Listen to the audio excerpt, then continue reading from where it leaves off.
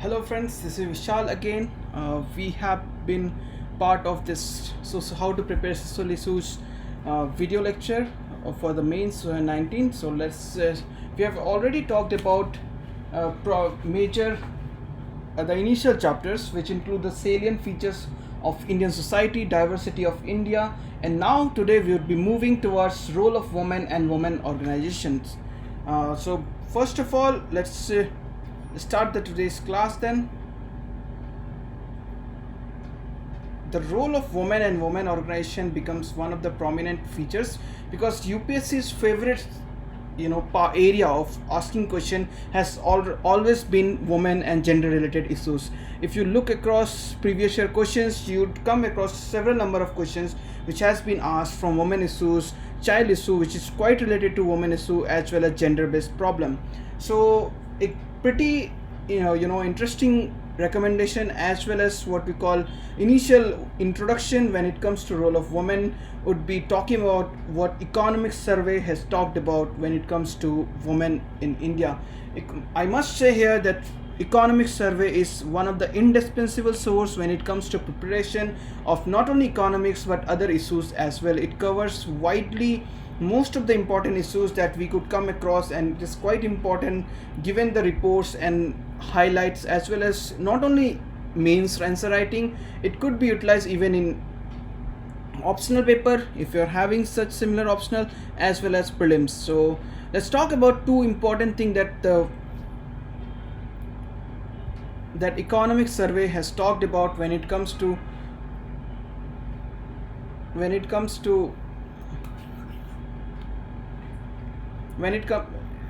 let's talk about two important what we call issues that economic survey has brought out when it comes to what we call women. So first of all is the childbearing issue, though it has been studied by the economic survey report, which said that during the childbirth period, the average weight gain of a woman in India is quite low than what is recommended in the world. It is according to the WHO recommendation, so it is quite low. As not only that, even in affluent families, the trend remains similar, which says that there is a lot of ignorance, as well as women faces similar problem even when it comes to affluent families, even it comes to upper class. So that actually shows that women issue is one of the most important issue that government should tackle. So let's say why women become important, because as it is says, if you would for the entire generation to be educated, the entire generation to be aware, the government spending must be going towards women education, because the mother, if she is already empowered as well as educated, the chances that she would be pushing her children toward education is higher. Next important thing that the economic survey has talked about when it comes to women issue was sanitation. So economic survey has talked widely on how the what we call sanitation becomes an important issue when it comes to role of women. It shows that there is a higher degree of what we call disadvantage that a woman has to bear, for example violation of privacy, as well as what we call fear of death, as well as what we call changes in their pattern, their habit, due to lack of sanitation. And that is one reason the government of India has emphasized so much upon the Swachh Bharat mission, especially the rural India. So after introduction of economic survey, let's move to the prominent issues such as gender role stereotyping and women issues. So first of all, what is gender role stereotyping? Stereotyping is basically assuming that certain section what we call portray such certain characteristic, irrespective of actually what we call evaluating it, actually seeing it in empirically. So basically when it comes to gender role stereotyping, women are assumed that they would be more in the role of woman, what we call in the role of wife, as a mother, and they are not seen as a, what we call, somewhere where power is required, somewhere, leadership, and every, in those areas gender role stereotyping actually occurs, and women tends to think, women are actually, stereotyped that they are fit only to be a wife or only to be a good mother. So basically, there exists a dichotomy when it comes to Indian society. On one hand, we have women who are being prayed, who are worshipped as a deity, and on the other hand, when it comes to treatment of women has been treated very bad, has not been given the due rights, have not been given the due, what we call, status in the society. So that actually shows that there exists a dichotomy when it comes to Indian society. So let's move to what we call, social issues, or that is faced by the woman. Basically, all the issues that women usually faces is because of what we call their undue representation in various areas such as education, economy, as well as political empowerment. I'd like to quote one of the incident that appeared in the Hindu newspaper, I believe last year, which actually talked about this gender role stereotyping, in which it was showed that a woman IPS officer who was posted somewhere, actually due to some fight with an what we call the political representative. There was a fight of that woman IPS with the political representative, and when the latter on, when the boss, who was a male, who came and, what we call, took the lady IPS, what we call, side, the woman started crying. So basically here, that situation, that got so much hyped in the media. On the other hand, one must understand that crying is not only associated with women. Crying is a very natural process which could actually happen equally with respect to any human being, irrespective of gender. So basically that shows, even the media projection, that shows the mentality of the society in which we are associating certain types of treatment only with respect to women. So that actually, it's a prominent example and could be quoted in mains paper as well as interview. So let's move ahead to what challenges this, what we call, this gender role stereotyping, what we call, poses to administration. One of the important, challenges that it poses to administration, not only in government bodies as well as corporate bodies, is actually that the women who are occupying very higher position are considered as, having male like characteristics. So basically it shows that, even top hierarchy, top, management position are considered, women who are handling them are considered to be having male like characteristics. So that actually shows that, if such a kind of culture is there, the chances that, actual decision making would still remain in the woman, or, the information would actually flow very well, the implementation would actually happen at the ground, is quite low. So that actually shows how gender role stereotyping poses a challenge to administration. Let's move to the next slide, and that actually talks about patriarchy. Patriarchy is a evident phenomenon and throughout what we call the world. Patriarchy, what actually stands, it actually stands for what we call a process, a process, or what we call a system in which usually the elder male or the eldest male exercises power and alone, and usually it excludes women from the sphere of power. So that is what it is called, patriarchy. Let's move to another simple definition. Basically, why I am covering some basic definition, because these are important definition, they have been used in the syllabus, so that's why if you're ready with this definition, you could actually utilize when it comes to main answer, as well as you could actually get a question also in which they will ask what is sexual division of labor, and tell about its manifestation. So basically, sexual division of labor means division of labor is where job is allocated to certain section of people, and sexual division of labor is when the job is allocated based on gender. So basically that is what it is called as sexual division of labor. Let's talk about some of the important manifestation. Okay, I would like to start here with a small age when at which usually when you look in your home, in mostly in rural areas as well, what happen is that what we call the girl who gets a responsibility to take care of the what we call their younger sibling. On the other hand, the male sibling are usually left on their own. So basically that shows that since starting itself, that primary socialization, that conditioning that starts where there are certain kinds of activities that are allocated fixed at any cost to what we call female sex, and that actually changes the entire growth of the what we call growth trajectory of what a woman has to go through, on the other hand of what a man actually goes through. So basically I would like to talk about one more interesting point in this respect, is that we are talking about early, what we call early schooling or preschooling, to be mandatory part of right to education, also the Sarv Shiksha Abhiyan also. And one of the prominent reason for this is that because if we are providing preschooling facilities as free of cost at the government what we call school itself, there would be high probability what we call girls would be attending the school, and the kind of socialization in which they are already being burdened since childhood with respect to what we call responsibility of taking care of their male siblings would decrease. So it's a very wonderful opportunity, it's a very, very wonderful actually initiative to actually think about.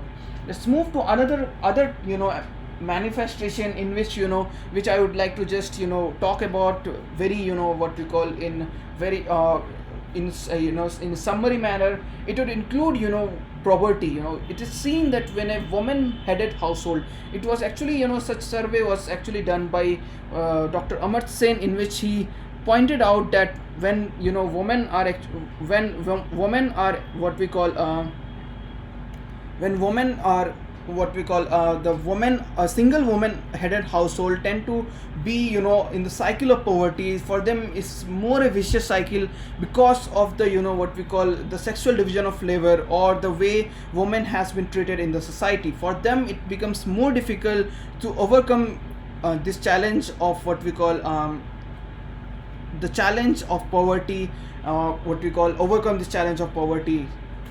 And let's talk about other forms of manifestation. Here I would like to go more focus on the current affairs topics. For example, one of the major manifestation of this form of what we call patriarchy, or what we call gender stereotyping, is violence against women.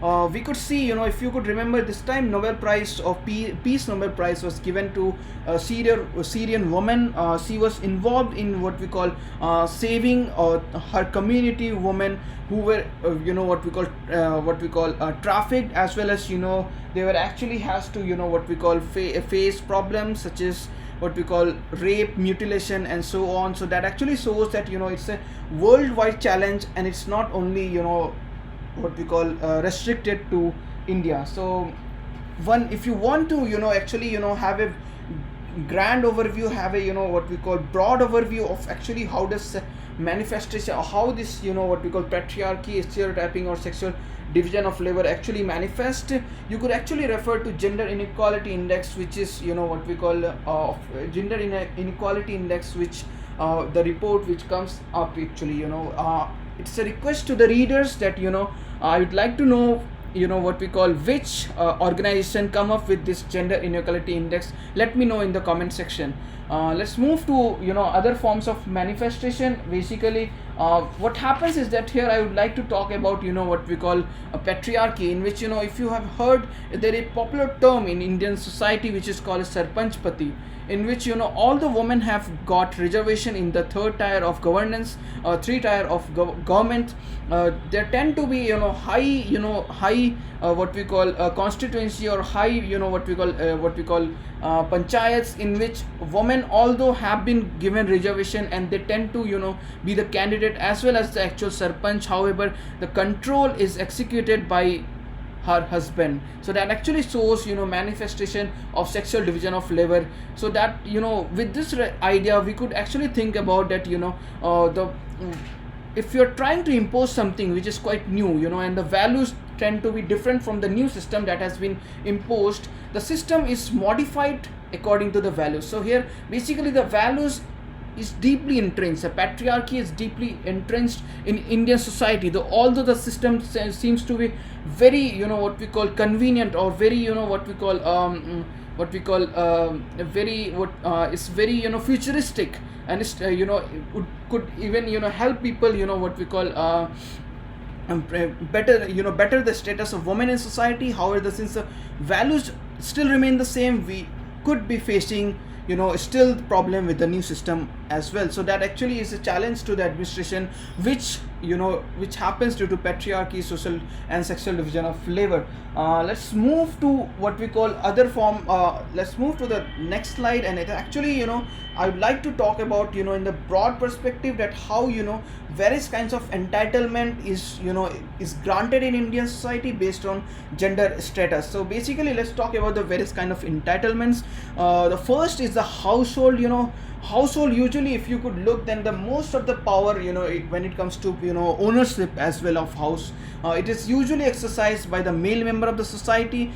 There tends to be a unique phenomenon that I would like to talk about again, of a female member. If the new member of the if a newly married what we call a female member is joining the household, existing household, what happens is that unless and until she doesn't provide a male child to the family, she doesn't get the right what we call share in the household. It is she's considered as an outsider, and she's considered as a second she's not given the equal status in the household until she gives birth to a male child. So actually if you could look through economic survey again, then this time economic survey is been actually printed with the color pink to showcase what is the importance of women empowerment. It has also talked about gender son meta preference, which actually talks about how due to what we call due to the what we call desire to have son, what we call parents tend to have multiple child unless and until they get son. So basically economic survey has come up with a number that is 21 million is the number of women or number of child girl child who have been unwanted, who actually has been given birth to only because what we call their need in a male child in the family. So let's move to other what we call entitlements. We can talk about food. If we look at there has been a what we call trend, usually among rural areas it is more prominent, where you could see women tend to be the last person, the female person member of the house tends to be the last among the people who would be taking the prepared food. The prepared food might be what we call stale by that time. It might not be, it might have even lost its what we call nutritious property. And not only that, as I talked about what we call childbearing women, the women of childbearing who are bearing child tend to get neglected even when it comes to nutrition, due to the very same fact, because their entitlements in a household, entitlement in society is based on gender. So let's move to the other type of entitlement, and it is maiden surname. You must be very much aware that usually whenever a woman is being married to her husband, she has to go for change of surname, in which she will adopt the surname of her husband. Usually she is not allowed to keep her own surname, and that actually shows what we call things which are pretty much notional. Also their entitlements is gender based, and they are not given the right what we call right choice there itself. Let's talk about the other entitlements, in that is woman own self. Women in Indian society, it becomes actually, I would like to talk about this theory of colonization. The woman body, the way women would be interacting has been colonized. Earlier, before independence, the India got colonized by what we call Britain, and now throughout the what we call our timeline, throughout the human history, women has been colonized by men in the form of what they should be, how they should be dressing themselves, how they should be expressing themselves, how they should be what we call talking, interacting, what kind of what we call choices they should have. All these things has been that actually limits their own self, development of own self. I must mention here Article 21, which actually provide, talks about liberty, and that liberty is to live a fulfilling life. In, when a woman's own self is not under her control, article 21 gets violated. It's not manifested, it's not realized in Indian society even today. Let's talk about another prominent entitlement which is denied to women, or usually is rendered what is quite under the men control, and that is sexuality. There was a study, what we call recently, the what we call the debate on whether the martial rape, should be criminalized or not, was there in the what we call in the news. Basically, it actually shows here, how much control, even the men exercise on the sexuality of women. There was a study, done by Tulsi Patel. She is a famous research scholar. She actually, as well as the images survey which was done online, which showed that 97% of women tend to,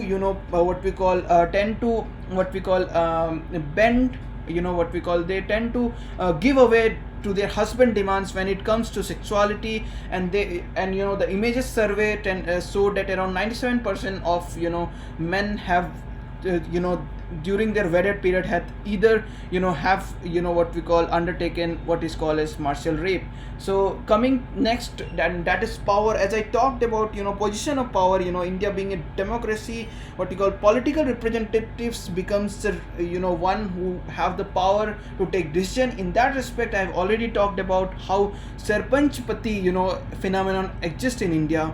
Now let's talk about at the upper level, not only the let's talk about the second tier and the top tier, that is the Legislative Assembly and the Parliament.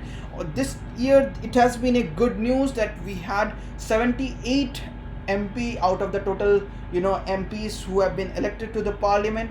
However, I would like to talk about one of the disturbing trend, and that is criminal and political nexus. What actually happens is that states where sex ratio of women is quite low, which is an important parameter of the level of women empowerment. In those areas we tend to see more number of women get elected. Basically, I'm talking about Haryana and Punjab. What happens is that the candidates who couldn't fight election due to the criminal cases, criminal charges that they are undergoing, they tend to place their wife in the as a candidate, and they tend to win. That actually shows a very very vicious nexus between crime, politics, and gender representation in our legislature. So let's move next to entitlement, and that is birth control. Here I'd like to mention about the case of Chhattisgarh. It was reported that when it comes to contraception, usually women are the one who have to take the call. Usually they are being subjected to irreversible process of sterilization, and they have greater impact when it comes to greater health impact when it comes to the process of sterilization. In spite of that, men usually tend to not go for such birth control practices, and it remains the responsibility of women to take care of all this. There was a case in Chhattisgarh in which around 97% of sterilization was done. 97 or somewhere around plus 90% of sterilization was performed only on women. It actually became a human right violation case, and it was taken very seriously by the upper upper management, the government authority. Let's move ahead. Here I would like to talk about one more thing, one concept that is quite on debate, and especially with the coming of Nyay, with the proposal of the National Party of Indian National Congress being coming up with the idea of Nyay. And it is quite a some toned down form of universal basic income. One of the impediments, or one of the challenges when it comes to administration for implementing universal basic income is that if the men if they exercise so much of control, the chances that the money that has been transferred to women member of the family could be utilized by men themselves. So basically that actually shows that we have to come up with certain tweaks certain enhancement in the very process of providing a basic income, so as to we could match the nuances of the society, what we call, we could understand how to that actually shows why do we have this social issues, what we call chapter as a part of UPSC preparation, because tomorrow as an administrator you could be part of the policy making, and one must know how to actually take care of all these small nuances and ensure that it is not misutilized. Let's move to the next slide, and it's talk about what we call contemporary women issue. It is important because most of the social issues questions come from health and legal aspects. So basically, why women and health has such a high correlation, why this metrics such as maternal mortality rate and what we call immunization rate has so much of important what we call placement when it comes to millennium development goal. Even the worldwide goals are being even the social development programs are being what we call programmed around this parameters such as maternity mortality rate and so on. Basically, women and health has a very important relation. Let's talk about it in detail for a few minutes. Let's say a mother is well educated about what are contagious and non-contagious disease that could come during the childbirth, or what we call in the upcoming what we call initial years. Basically the initial years is where the brain development, the mental development happens the most. So if the health of the child is saved, is intact, in that respect what we call, it would be betterment for tomorrow's society as a entire country. If the woman health and the childbirth is taken care well of, then the potential, the human capital that would actually generate would be enormous and actually could be utilized in a very well manner. So when it comes to women and health, let's talk about sex ratio and life expectancy. Sex ratio become a very important parameter when it comes to women and health. Here for the readers, I would like to pose a question, and it has been asked in the interview also of CSC what we call civil services examination. Basically, I would like to know from your end that what would happen if the sex ratio in a society declines towards the what we call less number of women with respect to men. So let me know about this in the comment section, and I would review it on my own. So let's move to the what we call life expectancy thing. Here I would like to talk about early marriage. The what we call the usually women due to the, as I said, they have so much what we call control of society over their sexuality, so they tend to they are usually what you call pushed to marriage at an early age. What happens is that due to their early marriage, they tend to have less amount less amount of time to invest in education, get graduated, maybe work somewhere. And on the other hand, as soon as what we call they entered into family life, they are being forced, as I said, their actual status, what we call they are granted a good status only when they actually provide a male child to the family. So that actually shows that they have to undertake multiple pregnancy that affects their health a lot, their mental health, their relation that they have with the child, and so on. So basically all these things are so much correlated. What happens, the values that we possess, the kind of attitude that the society have towards women, and the outcome. So this entire thought process has been beautifully captured by economic survey again, in which it has talked about women empowerment in 3 terms, and that is agency, outcome, and attitude. I would request the viewers here to please take some time out and read about what economic survey has talked about agency, outcome, and attitude when it comes to women empowerment. So let's move to what we call let's move to the next section, and that is women and law. So basically, if we talk about what we call women and law, here we could come up with various instances where law has been initially being biased against the gender. What exactly the term that is being used when it comes to UPSC or the legal circle, and that is gender neutral. Article 15 has specifically talked about why, what we call, the constitution guarantees, what we call gender neutral treatment. However, due to, as I said, the system might be pretty much intact, but the values, if they doesn't change, the values tend to, what we call, bend the system, so that, the system, the efficiency of the system decreases. And so has been our constitution when it comes to gender related issues. Even after independence, even after 50 years after independence, there are several, what we call, law which remains biased against women, and which are not actually considered gender neutral. Some of them, what we call, law are such as, marriage. When it comes to, still, we have, what we call, the marriageable age of women, excuse me,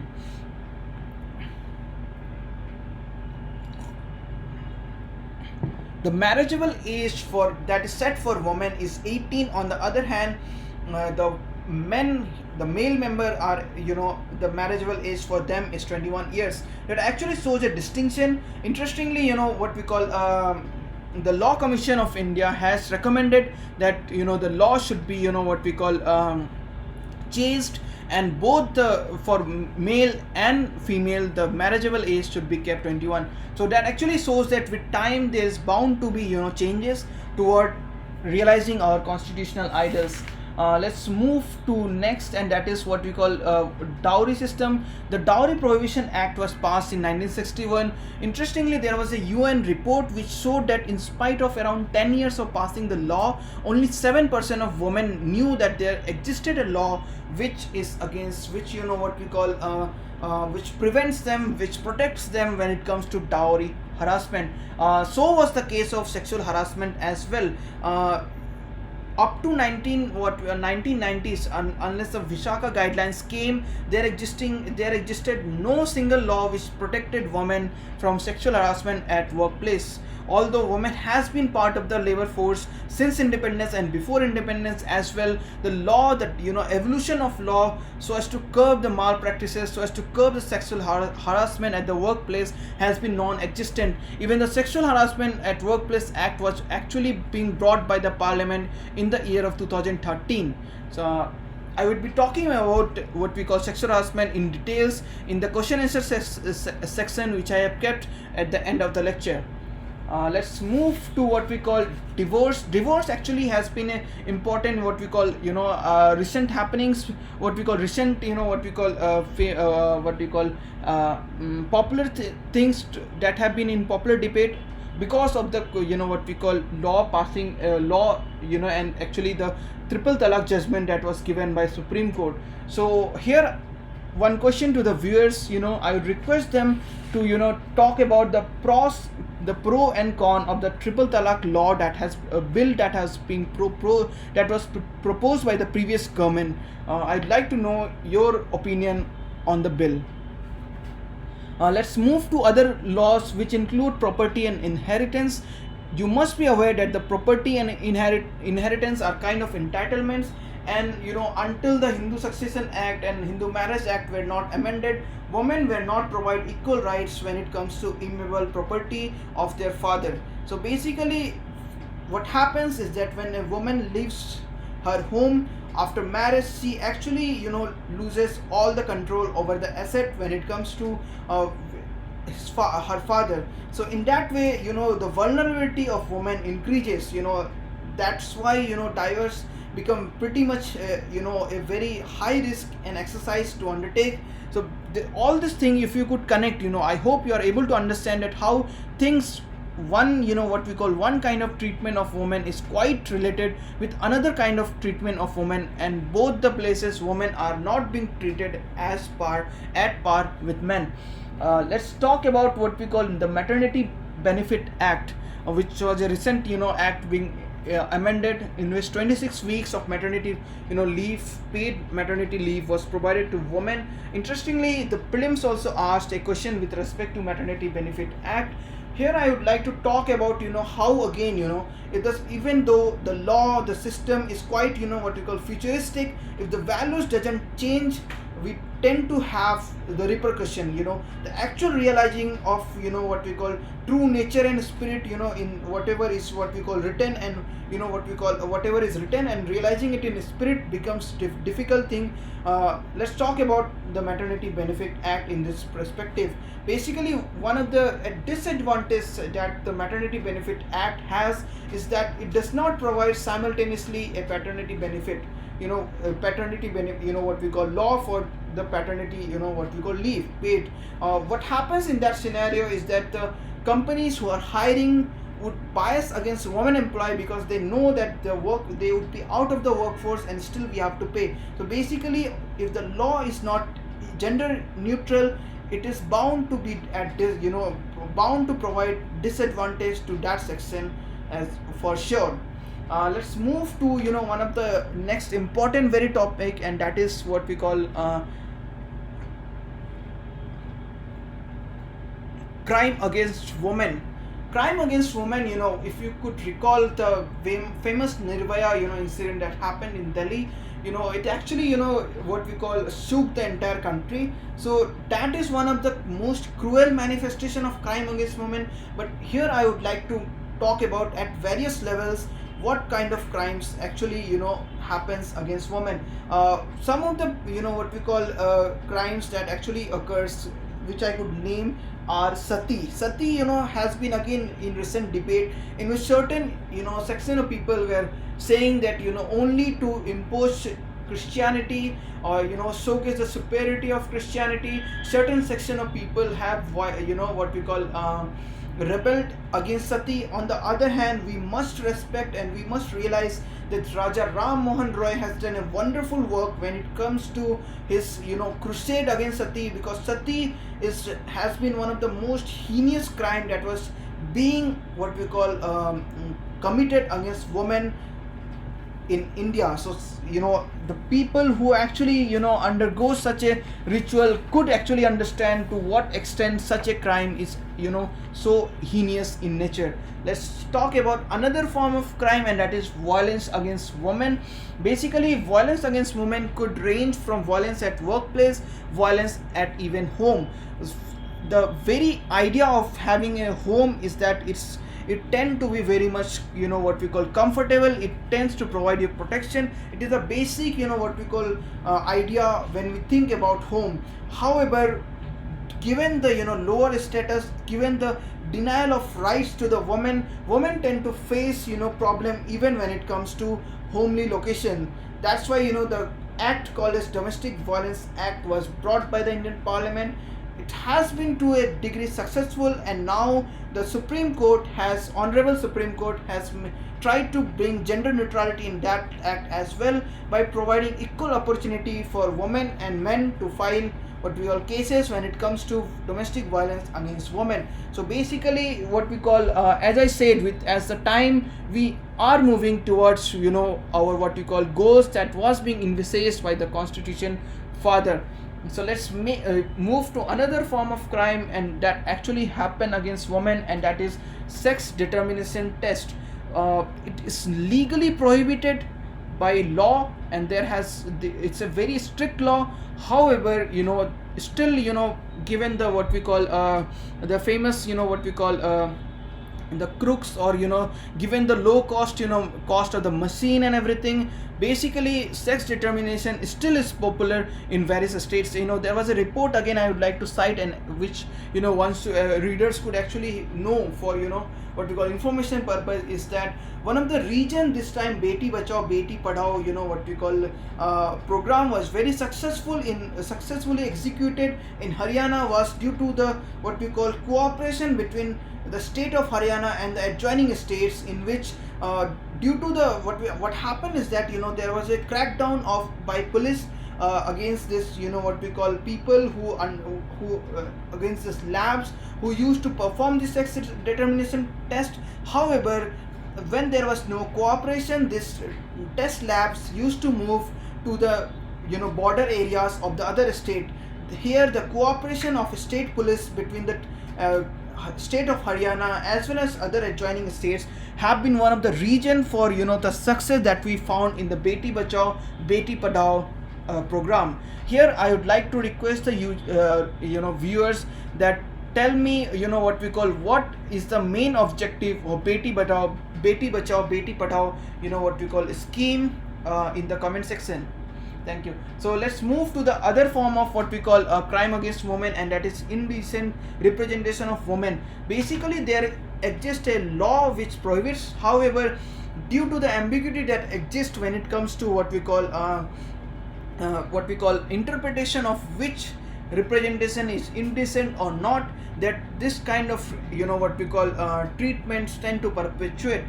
There has been several there has been several uproar in the social media as well, if you have been following, regarding what we call representation of women as what we call popular what we call characteristics such as Nagin, that actually tends to what we call vitiate the woman, the kind of representation, the kind of what we call mindset or attitude that is developed in the society when it comes to representation of women.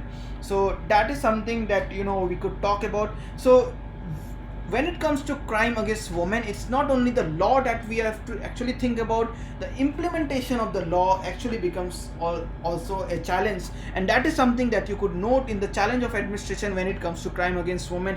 I'd like to quote here a report in which there were it actually talked about what were the advantages that happened when the women representatives were elected from a certain constituency or panchayat, and that was that the amount of what we call reporting of crimes increased. So it doesn't, one couldn't say that the crime actually decreased. However, one could actually note here that the reporting increased. So that actually shows that there, among the women community itself, if there is a woman representative, there tends to be greater amount of confidence when it comes to reporting of crime. There are other things also that has initiative that also could be taken and could be used. This very things could be utilized in your career, as well as when it comes to what we call quoting in the ethics paper, and that is having women only what we call police station, or having what we call a woman representative in the police station, so that one could actually approach them and what we call take a report of the crime that has happened. So these things could be actually quoted when it comes to where are the lacunae, or where are the areas where implementation of what we call law becomes an issue. Let's move to the other major topic, and that is women organization. Here I would like to talk about what is organization. So I must say here that one of the region or one of the what we call a thing where I gave so much emphasis, and that was definition. Because if you have some definition already made up in your mind, already they're existing in your mind, you could actually pretty much use it as a introduction in question that has been asked in the mains. So for example, if you know that organization, what is the definition of an organization, you could actually start without thinking when it comes to the question about women organization. Organization is basically it's a what we call, it's a group of people who have this certain set protocol of how information and decision making takes place. So basically organization means there is a set protocol for information flow, either top to bottom or bottom to up, as well as there is a set protocol on how decision making occurs. So that becomes one of the two primary what we call features of organization. So let's move to what we call women organizations. Some of the prominent actually women movement and organization that was taken care of. I would start here from 19th century, which was a time of social what we call revolution in India. The prominent among was Satya Sodak Samaj, which was what we call carried out by Jyotiba Phule.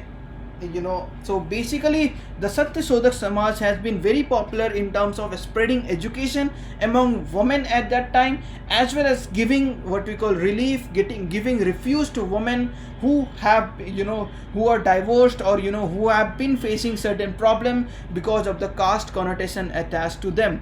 So apart from that, we have Brahmo Samaj, Arya Samaj, popularly, who have worked, although not a women specific organization. However, one of the goals of them, one of the goal that they wanted to achieve was a better treatment for the women in India, in the society. So let's talk about other women organization that has been popular when it when it comes to what we call after independence, and those which I would like to quote would be the Self-Employed Women Association, and it was what we call the leader was Ela Bhatt, and she was a Gandhian socialist leader. Here again, I have a request to the what you call viewers. Everybody should be knowing that the DPSP has been divided into three types. I would like them to mention what are the Gandhian socialist. What are the socialist DPSP and what are the Gandhian DPSP and what are the liberal what we call DPSP that is present, to write in the comment section. Let's move to the actual topic, and that is Self-Employed Women Association, because what actually this seva was what we call started, it was to provide informal what we call education, informal skilling to women who have been what we call working skill and education to women who are either working in informal organization or who have been forced to who have been thrown out of job when from the place which used to be a formal organization. So another let's move to another example of women organization, and that is anti-price rise movement. Anti-price rise movement and Nar Nirvan Samiti, it originated in what we call Maharashtra. It was that during that time what we call the urban woman, the woman who has to the woman, actually I must say here that they are the people they are the section of the what we call society who are given the representation, who are given the responsibility to take care of the finances of the household. Basically they manage the finance when it comes to household expenditure. In that respect the women, especially the urban women in Maharashtra, they what we call started a revolt against the price rise movement, and it became the anti-price rise front and Nav Nirvan Samiti. The one of the popular way through which they express their anguish against the what we call government inability to curb the price rise was by what we call, it's popular even you might have seen it in the movie also. They used to use what we call balan, the rolling pin, as well as what we call the plate in which we tend to have food. They used to what we call make slogan, as well as beat the what we call the plate with rolling pin, the steel plate with the rolling pin, to make sound and convey their message, their anguish to the government of the day that the price rise is not being addressed.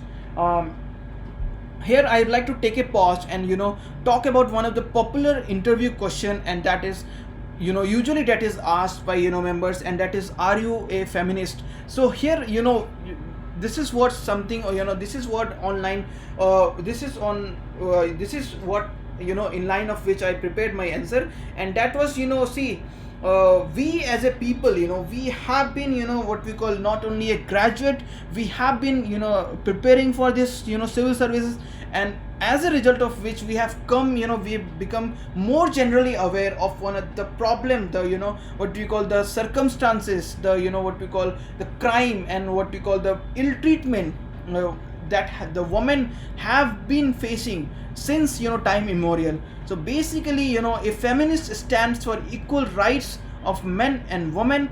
I believe everyone who is a general graduate should be a feminist. So that was the answer which I thought I would be giving if ever asked. Here is a request to the viewers that please let me know your opinion about this interview question in the comment section.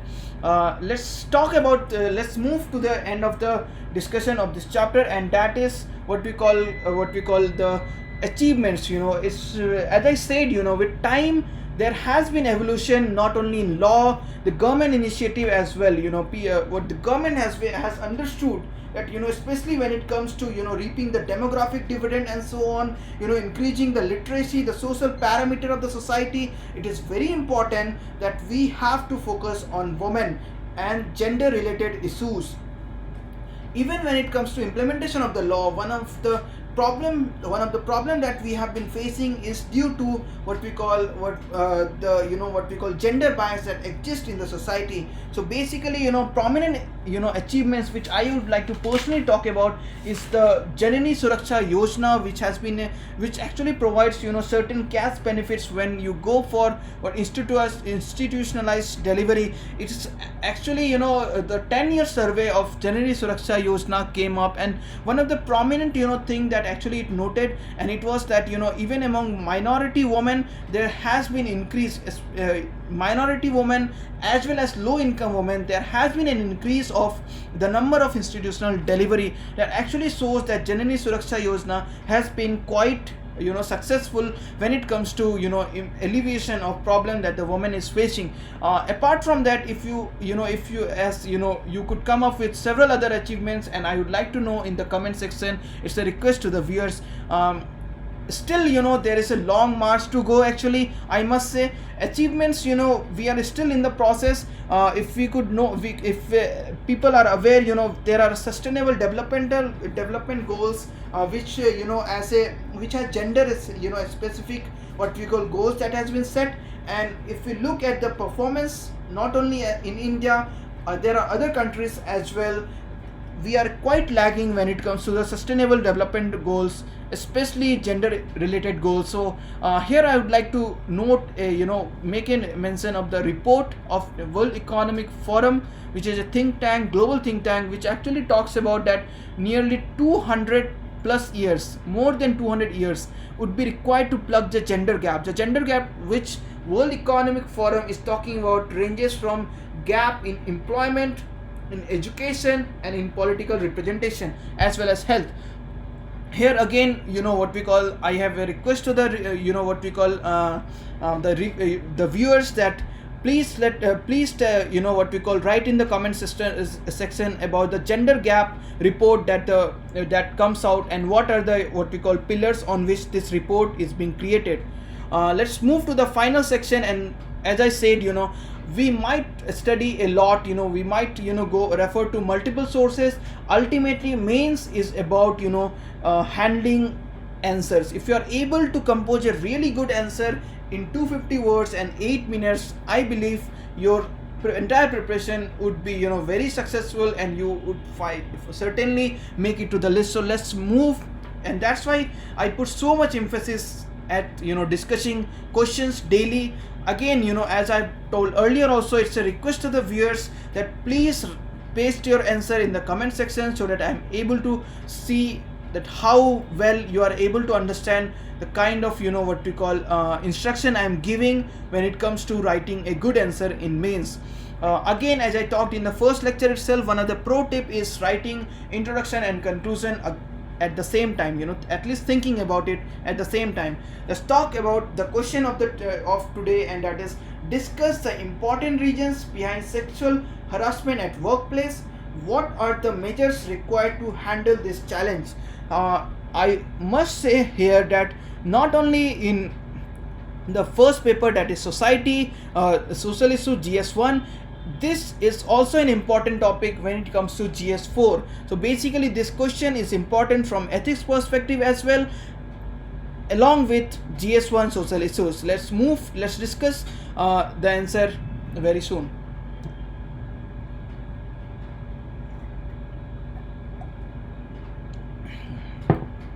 As I said, it's a question of for mains, and one of the pro tip to save your time as well as make a good image in front of the invigilator is to think about introduction and conclusion at the same time. So basically, you could actually what we call one of the way of introduction is what we call mentioning the recent examples, recent incidents which have been in news. Basically, that if you are able to start your answer with recent what we call examples, it actually showcase how well you are able to connect, how well you are able to what we call come up with what we call relation between the question that is asked and the happenings that is events that is happening in the country. So introduction of sexual harassment at workplace could range from the case where a cabinet minister was accused of sexual harassment, and then of course the case where the Supreme Court Chief Justice of India was also accused.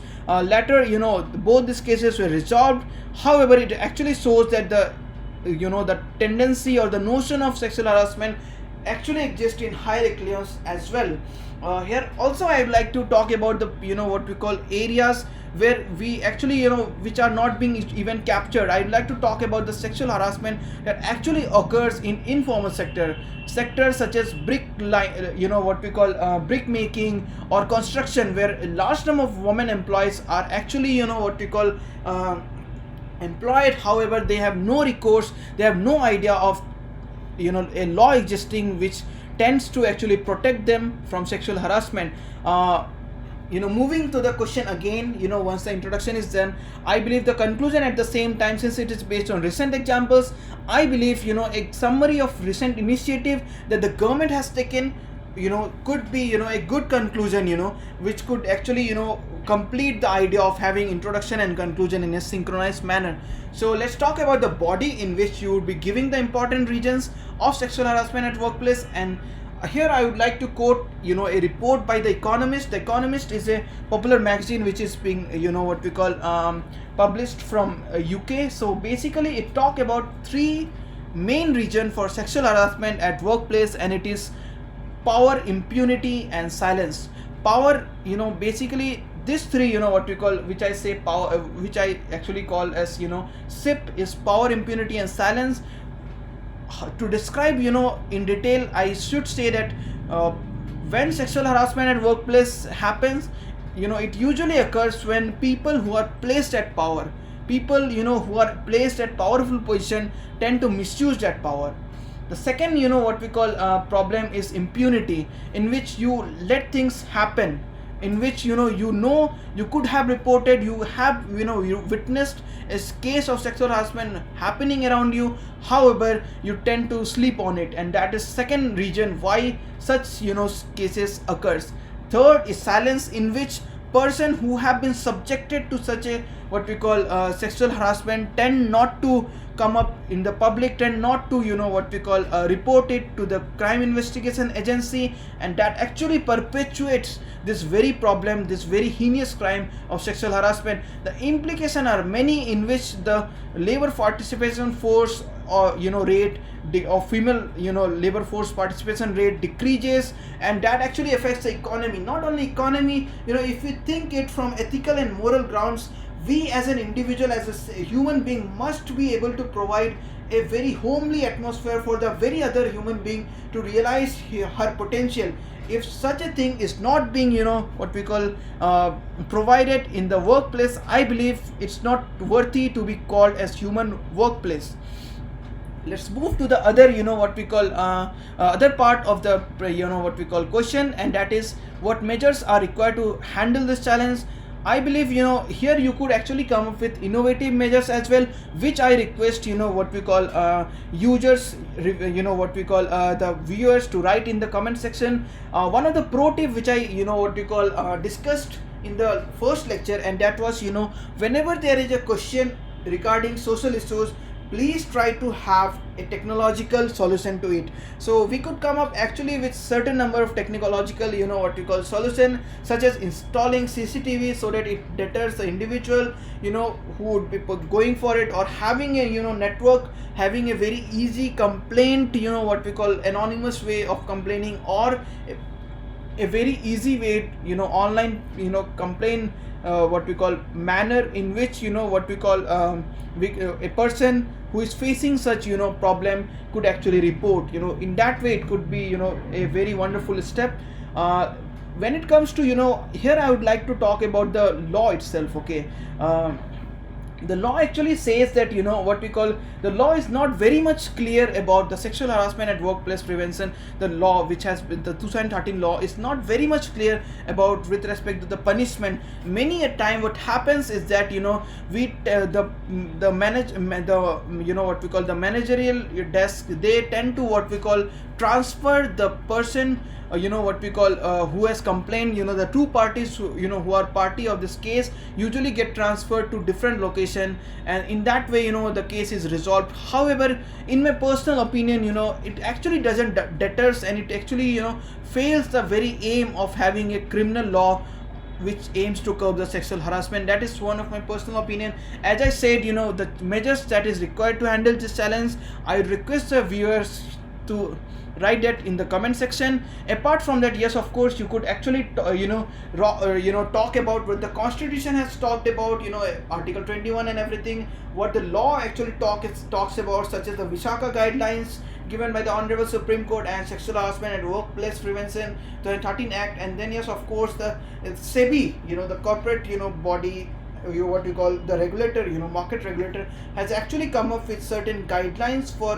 what we call public listed companies to have. So that is also something one could take actually. Then again, when it comes to what we call in the way forward, you could actually talk about initiative that we could take at the individual and body corporate individual level. We should make we should have a good what we call idea of what actually a very good emotional intelligence, in which we tend not to abuse the power which we have been provided. At the level of body corporate, a very good what we call seminar, a very good training on which we are the every members of the corporate is being taught that what is right and what is wrong, where the line has to be drawn. Such kind of seminar and exercises could actually sensitize the people, and they would be more what we call what we call ready, or maybe to handle such a scenario. As I said, the conclusion and introduction should be synced, and I have already discussed the conclusion. So here is the final request for my students, and what I want to say is that please write the complete answer, which would include the introduction, body and conclusion, and please follow the pro tip as well as the instances that I have given in the lecture in the answer, and post it in the comment section. I would be reviewing it on my own. The next lecture what we call would be tomorrow evening, and the time would be between 6:30 to 7, which would be announced, which would be communicated to you by tomorrow afternoon. Thank you.